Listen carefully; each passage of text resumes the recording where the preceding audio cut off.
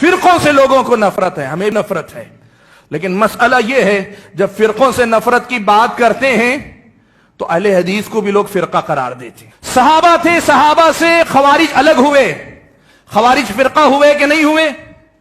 خوارج فرقہ ہوئے نا، صحابہ بھی فرقہ ہوئے، صحابہ جماعت ہیں، صحابہ جماعت ہیں، فرقہ وہ ہے جو اس سے نکل کر گیا۔ بعد میں شیعہ الگ ہوئے، شیعہ فرقہ ہوا کہ نہیں ہوا؟ صحابہ فرقہ ہوئے نہیں، وہ جماعت ہیں۔ نواسب وجود میں آئے، نواسب فرقہ ہیں، صحابہ اپنی جگہ پہ قائم ہیں، وہ فرقہ ہیں، وہ جماعت ہیں۔ آپ ایک بات یاد رکھیں، ایسے ہی ایک ایک بدعت الگ الگ ایجاد ہوتی گئی، یہ سارے فرقے ہیں۔